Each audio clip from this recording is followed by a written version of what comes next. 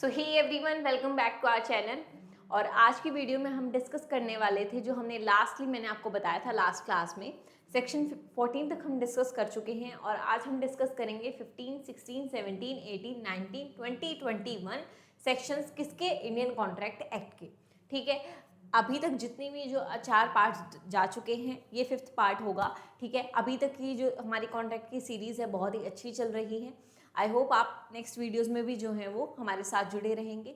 ठीक है, तो हम अपने इन सेक्शंस को कवर करेंगे और आज हम बात करने वाले हैं सेक्शन 15 के बारे में, जो बात करता है कोर्जन। इसका मतलब समझते हैं, कंसेंट ऑब्टेन बाय कमिटिंग और threatening to commit an act forbidden by law. यानी कि आपने जो है कॉन्ट्रैक्ट किया है, लेकिन वो कंसेंट जो है आपने, वो आपकी फ्री कंसेंट नहीं है, बल्कि जो है वो आपकी कंसेंट है बाय कोर्जन। यानी कि व्हेन यू आर कमिटिंग और थ्रेटनिंग अदर पर्सन। ठीक है, और साथ ही साथ आप जो है वो उसको थ्रेटन करके या तो उसको अनलॉफुली डिटेन कर रहे हो, या फिर उसकी प्रॉपर्टी को अनलॉफुली डिटेन कर रहे हो, या कोई ऐसा एक्ट कमिट कर रहे हो जो कि फॉरबिडन बाय लॉ है। यानी कि आपका यहाँ पे आएगा BNS। ठीक है, पहले तो आपका IPC था, लेकिन अब आपका जो है इसमें आ जाएगा, आपका शामिल हो जाएगा BNS। तो फॉरबिडन बाय लॉ यानी कि हमारे IPC में जितने भी क्राइम्स डिफाइंड हैं, अगर उनमें से कोई भी क्राइम के साथ आप कॉन्ट्रैक्ट कर रहे हो, तो वो कॉन्ट्रैक्ट जो है वो डेफिनेटली आपका किस में फॉल करेगा, कोर्जन के अंदर फॉल करेगा। ठीक है, कोर्जन जो है बेसिकली इसलिए किया जाता है कि अगर मान लो एक बंदा आपकी बात नहीं मान रहा, तो आप उसके चक्कर में क्या करते हो, उसको डराते हो, धमकाते हो, बंदूक रखते हो उसके सिर पे, या उसकी फैमिली को थ्रेटन करते हो कि उसको डेंजर में लेके आ जाओगे या उनको मार दोगे। ठीक है, या फिर आपका जो है बिजनेस ठप करवा दोगे। किसी भी तरीके से आप जो है वो आपको फोर्सफुली जो है वो क्या कर रहे हैं कि आपको कॉन्ट्रैक्ट करना पड़ेगा, तो that will include in the coercion. ठीक है, एग्जाम्पल समझते हैं। A threatens to burn B's house unless B signs a contract. A ने जो है थ्रेटन किया बी को कि तूने जब तक साइन नहीं किया तो मैं तब तक जो है वो, अगर तूने साइन नहीं किया तो मैं जो है वो क्या कर दूंगा, तुम्हारे घर को जला दूंगा। बी ने साइन कर दिया, डर के हमारे, भाई मेरा घर है, बड़ी मुश्किल से बनाया है मैंने वो घर, अपने जीवन की सारी जमा पूंजी लगा दी है इस पर, और इसने अगर मैंने इसके साथ कॉन्ट्रैक्ट नहीं किया ना 50 लाख वाला, तो ये मेरा जो है 3-4 करोड़ का जो मेरा घर है, पूरी जिंदगी की जो मेरी कमाई है वो सारी खराब कर देगा घर जलाकर। ठीक है, this is coercion. The contract is voidable at B's option. अब कोर्जन हो गया, कल को अगर आप बच जाते हो तो आप कोर्ट में जाके बोलोगे कि हाँ जी इसने मेरे साथ धक्के से क्या किया है, कॉन्ट्रैक्ट किया है, तो आपका ये जो हो जाएगा वॉइडेबल हो जाएगा eight the option of one party. ठीक है, नेक्स्ट बात करता है आपका section 16, undue influence. Undue influence क्या होता है, when you are influencing other person, when you are inducing other person so that you can take the unfair advantage of the other persons।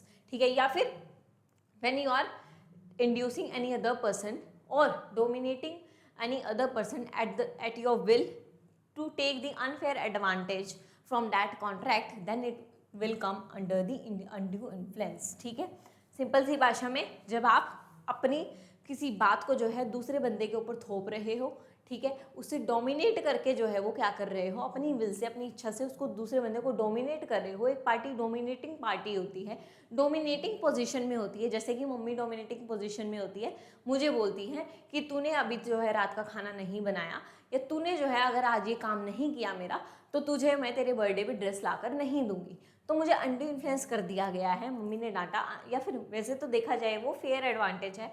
ठीक है, अनफेयर एडवांटेज किस में आ जाता है, अगर सपोज करो मेरे किसी दोस्त ने मेरा अनफेयर एडवांटेज लेना चाहा, या जैसे कि आपका सबसे बेस्ट एग्जांपल इसमें आएगा, जब एक बाबा जी जो हैं, स्पिरिचुअल गुरु जो होते हैं, वो क्या करते हैं, किसी भी आपके शिक्षक हो गया, या फिर शिक्षक तो नहीं कह सकते, वो तो किसी टीचर का होता है, टीचर का मतलब कि टीचर और उसमें होता है। ठीक है, किसी भी बाबा जी ने आपको जो है ठग लिया है, ये कहकर कि बेटा तुम मुझे ये भिक्षा दो, ठीक है, तुम मेरे बदले में ये चीज़ें दे दो, ठीक है, तुम्हारे जो है तुम्हारा सुख संपत्ति, तुम्हारा सब कुछ धन वन मुझे दे दो, तुम्हारी ज़िंदगी में तरक्की होगी, तुम्हें मोक्ष की प्राप्ति हो जाएगी, एंड एक्सेट्रा एक्सेट्रा।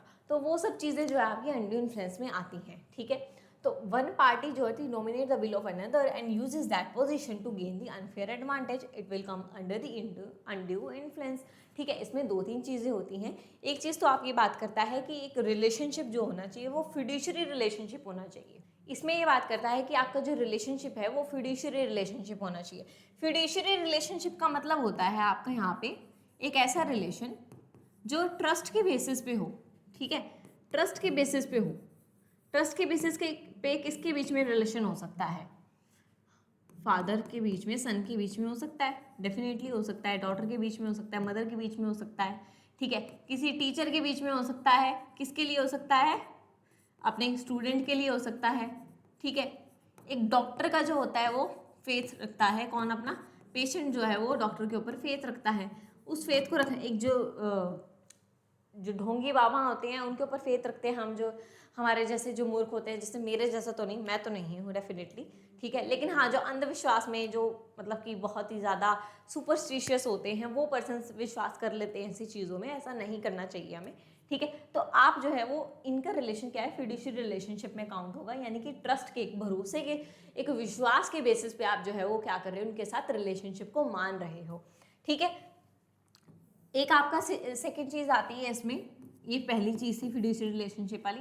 एक चीज़ और आती है इसमें आपकी, कि अगर आप कोई पर्सन जो है इल है, स्ट्रेस में है, ठीक है, इधर चाहे मेंटली हो या फिजिकली हो, मेंटली हो या फिर फिजिकली हो, ठीक है, या फिर अगर मान लो वो बॉडीली जो है वो वीक हो उसकी, ठीक है, जो उसका माइंड है वो सही नहीं है, ठीक है, मेंटली इल हो वो, तो वो चीज़ें आपकी किस में आएंगे?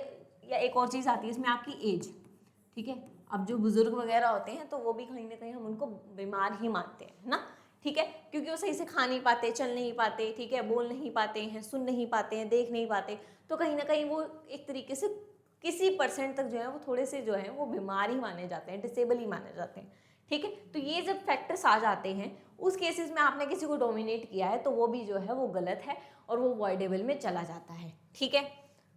जैसे यहाँ पे a doctor convinces his ill patient to sell property at a low price, the patient consent is influence, contract is voidable. Obviously एक डॉक्टर ने अपने पेशेंट को बोला कि मुझे जो है तुम ये प्रॉपर्टी बेच दो, या फिर जो है तुम मतलब कि ये प्रॉपर्टी कम प्राइस में बेच दो, एक्चुअल में प्राइस उसका 2 करोड़ का है, तुम मेरे को ये जो है वो 3 करोड़ में बेच दो। और ऐसे करके डॉक्टर पे विश्वास कर लेता है पेशेंट कि हाँ जी मेरा इलाज तो कर ही देगा कम से कम। उस चक्कर में जो है आप अपना नुकसान कर बैठते हो और फिर वो जो है आपका किस में इंक्लूड होता है? अनड्यू इन्फ्लुएंस में। नेक्स्ट बात करता है आपका सेक्शन 17 फ्रॉड के बारे में। फ्रॉड क्या होता है? Intentional deception to induce another to enter into a contract. Simple सी भाषा में फ्रॉड का मतलब होता है to deceive some other person और to to deceive any other person, ठीक है, या फिर आप कह सकते हो धोखा दिया है आपने किसी को, डिसीट किया है किसी को, ठीक है।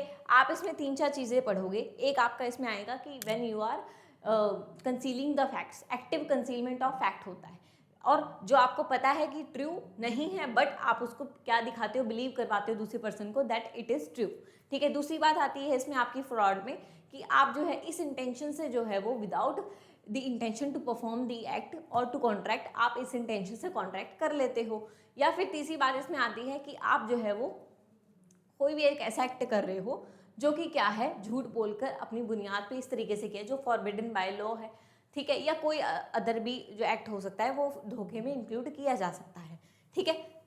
A sells land to B claiming it's free of encumbrances knowing that there is no mortgage।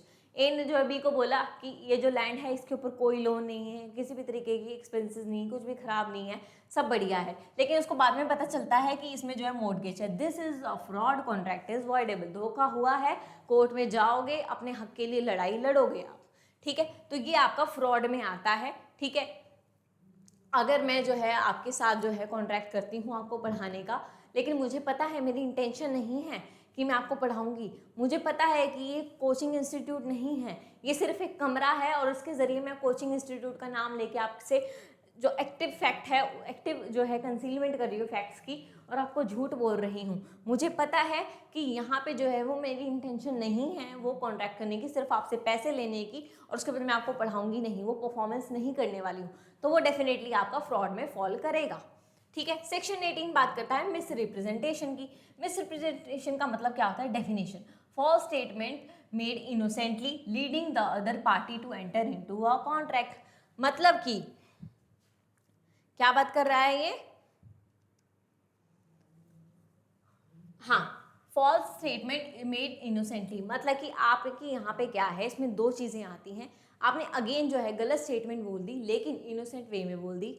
आपका डिसीव करने का इंटेंशन नहीं था, आपको फैक्ट्स के बारे में नहीं पता था, बेसिक डिफरेंस आता है फ्रॉड और मिस रिप्रेजेंटेशन में कि फ्रॉड में जो है वो आप क्या करते हो, इंटेंशनली आप डिसीव करते हो, धोखा देते हो, झूठ बोलते हो, सच्ची बातें नहीं बताते हो। और मिस रिप्रेजेंटेशन में आप जो है वो क्या नहीं कर रहे हो, झूठ नहीं बोल रहे हो, आपको खुद से ही बिलीव हो गया कि हाँ जी ये जो सारी की सारी ज़मीन है ये मेरे दादाजी की ज़मीन के अंदर आती है और मेरे दादाजी की जितनी पुश्तैनी ज़मीन है उसमें 4 किले आते हैं और मुझे लगता है कि 4 एकड़ ज़मीन है वो सारी की सारी जो है वो मेरे पापा की है और इसलिए मैंने सोचा इसके बिहार पे तुमसे जो है मैं आगे लोन ले लेता हूँ, पर्सनल लोन ले लेता हूँ। लेकिन बाद में आपको पता चलता है कि उस जितनी भी प्रॉपर्टी है वो सारी की सारी जो है वो सिर्फ मेरे दादाजी की, पापा को जो है उन्होंने नहीं दी। दादाजी ने अपनी सारी प्रॉपर्टी अपनी वाइफ के नाम कर रखी है, मेरी दादी के नाम कर रखी है। अब वहाँ पे फ्रॉड तब माना जाएगा जब आपको पता हो कि दादी जी के नाम पे प्रॉपर्टी है, लेकिन वो मिस रिप्रेजेंटेशन कब माना जाएगा, जब आपको पता हो ना हो कि वो दादाजी ने प्रॉपर्टी किसके नाम की है, दादी जी के नाम की है, तो वो आपका मिस रिप्रेजेंटेशन हो गया। गलत जरिए से आपने अपनी बातों को एजर्ट कर दिया, एजर्शन में ले आए, ठीक है, तो वो आपका आएगा मिस रिप्रेजेंटेशन में। Example, A tells B a car has run 10,000 kilometer. Believing it true, it had run 50,000 kilometer. B can void the contract due to misrepresentation. A को लगा कि ये जो है ना 10,000 तक की चली है गाड़ी, लेकिन उसको पता ही नहीं था कि ये 50,000 तक किलोमीटर तक चल चुकी है। हो सकता है उसके साथ भी धोखा हुआ हो, या फिर हो सकता है उसको समझने में गलती आई हो, अपनी समझ में तो उसने 10,000 सही बताया ना, तो बी जो है वॉइड कर सकता है कॉन्ट्रैक्ट को मिस रिप्रेजेंटेशन के चक्कर में, ठीक है। नेक्स्ट बात करता है आपका section 19, voidability due to coercion, fraud और मिस रिप्रेजेंटेशन। अब मैंने आपको इतना बता रखा है कि वैलिड क्या होता है, वॉइड क्या होता है, वॉइडेबल क्या होता है। मुझे कमेंट में बताना कि इन तीनों में डिफरेंस क्या होता है। वॉइडेबल के ऊपर बात करते हैं। वॉइडेबिलिटी का मतलब होता है ड्यू टू कोर्जन, फ्रॉड और मिस रिप्रेजेंटेशन, मतलब कि वो वॉइडेबल है, यानी कि when one party having the option to sue the other party in the court and या फिर कह सकते हैं one party is able to void the contract, तो उस केस में आपका वॉइडेबिलिटी हो जाती है। ऑब्वियसली आपके साथ कोर्जन के साथ किया गया है, इन्फ्लुएंस में लेकर आपके साथ धोखा किया गया है, फ्रॉड के साथ किया गया है, धक्के से किया गया है, इन्फ्लुएंस में लेकर आपके साथ कॉन्ट्रैक्ट किया गया है, आपके साथ मिस रिप्रेजेंटेशन के साथ किया गया है कॉन्ट्रैक्ट, तो डेफिनेटली जो है वो आपका वॉइडेबल हो जाएगा। आप कोर्ट में जाके अपने राइट के लिए लड़ सकते हो। एग्जाम्पल है, if B was misled into buying a house by A's false claims, B can cancel the contract under section 19। अगर जो है B जो है मिसलीड हो जाता है, एक घर खरीदने में फॉल्स क्लेम्स होते हैं, B जो है कैंसिल कर सकता है कॉन्ट्रैक्ट को, क्योंकि उसे पता ही नहीं था कि ये चीज़ें जो है गलत हैं। उसे लगता था इस घर में जो है वो 4 कमरे हैं, लेकिन पता चलता है उसमें से सिर्फ 2 ही कमरे हैं, ठीक है, वो 2 कमरे जो है स्टोर रूम की तरह हैं, तो उसे जो है वो कॉन्ट्रैक्ट नहीं करना, ठीक है। सेक्शन 19 जो है आपका ये आया था आपका 1899 के एक्ट से, ठीक है, इंसर्ट हुआ था, मैं अगर गलत नहीं हूँ तो 1872 में आपका कॉन्ट्रैक्ट एक्ट आ गया था। 1899 में जो है ये आपका वॉइडेबिलिटी ड्यू टू अनड्यू इन्फ्लुएंस, उसमें पहले सिर्फ वॉइडेबिलिटी थी, कोर्जन, फ्रॉड और मिस रिप्रेजेंटेशन, अब वॉइडेबिलिटी आ जाती है आपकी अनड्यू इन्फ्लुएंस से। ये कहता है contract induced by undue influence are voidable at the option of the influence party. Definitely जिसको इन्फ्लुएंस किया है वो पार्टी भी जो है वो वॉइडेबल में आ जाती है और वो स्यू कर सकती है। जैसे ही मैंने स्पिरिचुअल गुरु का एग्जाम्पल दिया था, डेफिनेटली आप स्पिरिचुअल गुरु ने आपके साथ धोखा किया है, ठीक है, तो आप जो है वो कोर्ट में जा सकते हो बाद में, ठीक है। सेक्शन 20, 21, 22 ये तीनों ही जो है कोरिलेट करते हैं। आइए इसे समझते हैं। 20 जो है वो बात करता है, देखो आपके यहाँ पे जो है वो मैं बता देती हूँ थोड़ी सी आसान भाषा में, इसको थोड़ा सा इजीली कर देती हूँ ताकि आपको जो है वो इजीली समझ आ जाए, ठीक है, ठीक है, ओके। देखो आपकी ना मिस्टेक ऑफ फैक्ट होता है, एक आपका होता है मिस्टेक ऑफ लॉ, ठीक है। मिस्टेक ऑफ फैक्ट जो है वो ये बात करता है कि मिस्टेक ऑफ फैक्ट में 2 चीज़ें होती हैं, ठीक है। एक होता है आपका बाइलेटरल मिस्टेक, एक होता है आपका यूनिलेटरल मिस्टेक, ठीक है। उसके बाद मिस्टेक ऑफ लॉ में भी आपका क्या आता है, एक इंडियन लॉ में आता है, ठीक है, और एक आता है आपका फॉरेन लॉ में, ठीक है। अब वी नो दिस थिंग कि मिस्टेक ऑफ लॉ जो है वो एक्सेप्टेबल नहीं है इंडिया में, एंड मिस्टेक ऑफ लॉ जो है वो फॉरेन में अगर हो जाता है या फॉरेन के पॉलिसीज़ के हिसाब से हम कुछ कॉन्ट्रैक्ट करते हैं और हमें इसकी नॉलेज नहीं होती, तो हम इसे सेम इफेक्ट मानेंगे जैसे कि मिस्टेक ऑफ फैक्ट हुआ है, ठीक है, मैंने और आपने जो है मिलके सोचा कि हम जो है शिप्स के ज़रिए जो है इस सामान को जो है वो इंपोर्ट करने वाले हैं या एक्सपोर्ट करने वाले हैं, और हमें पता चलता है जिस सामान को हम भेजने वाले हैं वो रास्ता बंद हो चुका है, या फिर जिस सामान को हम भेजने वाले थे वहाँ पे उन्होंने उस समुद्र को जो है उसके ऊपर जो है ब्रिज बना दिया है, हम नहीं जा सकते, या फिर जिस सामान को हम कर रहे थे वो अब वहाँ पे बैन हो चुका है।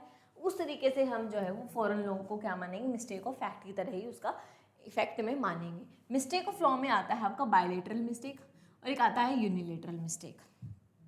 ठीक है, बायलेटरल मिस्टेक का मतलब क्या होता है यहाँ पे, ठीक है, बायलेटरल मिस्टेक का मतलब होता है जब यहाँ पे दोनों पार्टीज की गलती हो, ए और बी दोनों ही पार्टीज को फैक्ट्स के बारे में नहीं पता था और उनसे गलती हो गई, तो उस केस में जो है वहाँ पे जब दोनों ही पार्टीज की गलती हो तो वो डेफिनेटली आपका वॉइड माना जाएगा। अब दोनों ही पार्टीज गलत है, गलत कॉन्ट्रैक्ट कर रही है, तो कैसे आप उसको वैलिड मान लोगे, ठीक है। और यूनिलेटरल का होता है जब यहाँ पे एक पार्टी की गलती होती है, अगेन एक पार्टी की गलती है तो दूसरी पार्टी क्यों सफ़र करेगी, और वो सफ़र नहीं करेगी तो वो आपका किस में माना जाएगा, वैलिड में, यानी कि वो नॉट वॉइड हो जाता है। ठीक है, आई होप ये आपको क्लियर हुआ होगा। ठीक है, जैसे मैं इसका एग्जांपल देती हूँ आपको इजीली समझ आ जाएगा। ए और बी ने जो है वो डिसाइड किया कि हम जो है बॉम्बे से इंग्लैंड तक जो है वो एक शिप जाएगी, उसमें सारा का सारा सामान जाएगा। बी और ए के बीच में कॉन्ट्रैक्ट हो गया, दोनों जो है ए ने बोल दिया फ़ोन पे हाँ जी आने वाला है, बी ने कहा ठीक है जी मैं रिसीव कर लेता हूँ, पेमेंट कर दूंगा। आपको यही नहीं पता बीच में जो है स्टॉर्म आ गया है, ठीक है, बीच में जो है वो समुद्र में जो है वो इतना ज़्यादा पानी का बहाव था कि सारी जो कश्ती आपकी डूब गई, सारी शिप जो है वो डूब गई, डिस्ट्रॉय हो गया सारा सामान। अब उस केस में जो है मिस्टेक ऑफ फैक्ट हो गया, डेफिनेटली हमें पता ही नहीं था, हम तो अपनी तरफ से बिल्कुल सही थे, मिस्टेक ऑफ फैक्ट हो गया, तो यहाँ पे दोनों की गलती नहीं थी, दोनों की गलती नहीं थी, तो वहाँ पे हम क्या मानेंगे उसको, या फिर दोनों की गलती कह सकते हैं कि मानेंगे। तो वहाँ पे जब हमें पता ही नहीं है कि मिस्टेक ऑफ फैक्ट हो चुका है तो वो आपका किस में फॉल करेगा, मिस्टेक ऑफ फैक्ट में फॉल करेगा। अगर सपोज करो दोनों को पता था कि ए ने बोला कि मैं 10 बजे तक भेज दूंगा और बी ने बोला कि हाँ, जबकि ए को पता है कि 10 बजे तक नहीं जाएगा सामान, और बी को जो है वो ये था कि मुझे जो है वो 9 बजे तक चाहिए, उसने ड्रामा खिंडाया मुझे 9 बजे तक चाहिए। ठीक है, अब उस केस में जो है वो वहाँ पे उसकी भी गलती है उसकी भी गलती है, तो डेफिनेटली जब दोनों की ही गलती हो जाएगी तो वॉइड में आ जाएगा। वो किस बात की, भाई तुम भी अपनी तरफ से गलत हो, ना तो तुमने डिलीवरी करी, ना ही तुमने रिसीव किया, ना ही तुम सही तरीके से मेरे साथ कॉन्टैक्ट कर रहे थे। वॉइड कब हो जाता है, मान लो एक पार्टी जो है वो दूसरी पार्टी को कह रही है कि मैं आपको जो है वो एज अ होलसेलर सारा सामान डिस्ट्रीब्यूट कर दूंगा। अब ए का जो है सामान रात को दुकान में आग लग गई और सारा सामान जल गया, लेकिन इसमें बी की क्या गलती, बी ने तो पेमेंट कर दी थी। अब बी की तो इसमें कोई गलती नहीं है, अब उसकी कोई गलती नहीं है तो ऑब्वियसली वो क्या हो जाएगा, वॉइडेबल हो जाएगा, वैलिड हो जाएगा कि हाँ मैं अपनी तरफ से बिल्कुल सही हूँ, मेरी इसमें कोई भी केस में गलती नहीं है। ठीक है, इज इट क्लियर यहाँ तक, आई होप आपको समझ आया होगा। एग्जाम्पल है इसका, A and B contract for the sale of the cargo believe to be a sea, unknown to both it had sunk, कि वो डूब चुकी है, कॉन्ट्रैक्ट यहाँ पे वॉइड हो जाएगा क्योंकि दोनों ही पार्टीज जो हैं उनको नहीं पता कि क्या हो गया है, कश्ती जो है हमारी डूब चुकी है, संक हो चुकी है, इसलिए जो है ये वॉइड में आएगा क्योंकि ये क्या है, बायलेटरल मिस्टेक है। मिस्टेक ऑफ लॉ क्या होता है, मिस्टेक ऑफ फैक्ट मैंने बताया आपको, ठीक है, मिस्टेक ऑफ लॉ भी मैं आपको बता चुकी हूँ। Contract is not voidable because it was caused by mistake of Indian law. कोई भी ऐसे कानून में हमने अगर बोला है कि हमें टैक्स पे करना पड़ता है, हमें पता ही नहीं टैक्स पे करना चाहिए, हमें पता है कि हमें रजिस्ट्रेशन करवानी चाहिए कंपनी की, और हमने जो है वो सोचा कि रजिस्ट्रेशन करवाना कंपलसरी नहीं होता और हम अपनी कंपनी खोले बैठे हैं, तो डेफिनेटली वो आपका गलत है। ठीक है, आपके पास लाइसेंस होना चाहिए, आपको लगता है लाइसेंस तो होने ही नहीं चाहिए, आपको लगता है कि बिना लाइसेंस के मैं चला सकता हूँ, हेलमेट को चला सकता हूँ, रूल्स को तोड़ सकता हूँ, नहीं, आपको पता होना चाहिए कि आप रूल्स नहीं तोड़ सकते, लाइसेंस आपके पास होना चाहिए, आपके पास अपना आधार कार्ड होना चाहिए, आपके पास जो है आपके प्रॉपर डॉक्यूमेंट्स होने चाहिए, आपको पता होना चाहिए कि मुझे रूल्स जो है वो सही तरीके से फॉलो करने हैं, तो ये सब चीज़ें आपको पता होना चाहिए कि रजिस्ट्रेशन ऑफ कंपनी होनी चाहिए। ठीक है, ठीक है, पार्टनरशिप में कर रहे हो, सिंगल में कर रहे हो, ओनरशिप में कर रहे हो, ठीक है, किसी भी तरीके से कर रहे हो, but you have to register, in partnership act में आपकी बात करता है। तो आपने जो है यहाँ पे गलती कर दी, मिस्टेक ऑफ लॉ कर दिया, तो वो क्या नहीं है, वॉइडेबल नहीं है। ठीक है, एग्जाम्पल, ए एग्रीज टू पे tax thinking it's legally required. ठीक है, ए जो एग्री करता है कि वो जो है टैक्स देगा, सोचता है कि लीगली रिक्वायर्ड है, लेटर उसको पता होता है कि रिक्वायर्ड नहीं होता, still bound by the contract, क्योंकि वहाँ पे कहीं ना कहीं क्या है, वो लीगली वैलिड है। 22 क्या बात करता है, mistake by one party. Mistake by one party मतलब कि मैंने आपको बताया यूनिलेटरल मिस्टेक, ठीक है। तो if only one party is under a mistake the contract is not void. Void नहीं है क्योंकि वो क्या है आपका, सॉरी वो रिमूव हो गया, तो वो आपका वॉइड नहीं है, इट मीन्स कि वो आपका वैलिड हो जाएगा। A sells a painting thinking it's worthless. A जो है एक पेंटिंग बेचता है, उसे लगता है वर्थलेस है, उसकी कोई कीमत नहीं है। बी जानता है उसकी वैल्यू है बट सेल्स कुछ नहीं कहता, कॉन्ट्रैक्ट यहाँ पे वैलिड हो जाएगा। ए की गलती है, उसको पता नहीं है वर्थलेस है वो। बी की गलती नहीं है, उसको पता है कि हाँ इसकी वैल्यू है, और उसके चक्कर में वो चुप रहता है और वहाँ पे कॉन्ट्रैक्ट कर लेता है, तो that will become a valid contract. अब ये चीज़ आपको बिल्कुल पता होनी चाहिए कि लॉफुल कंसिडरेशन ऑब्जेक्ट है।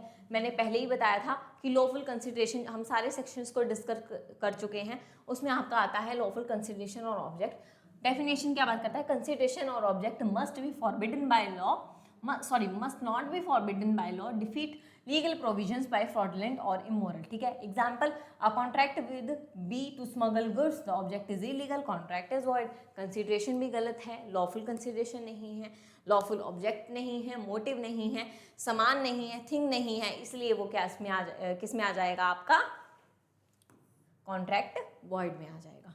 आई होप आपको यहाँ तक क्लियर हुआ होगा। हम नेक्स्ट की वीडियोस में करेंगे, नेक्स्ट के सेक्शंस को करेंगे।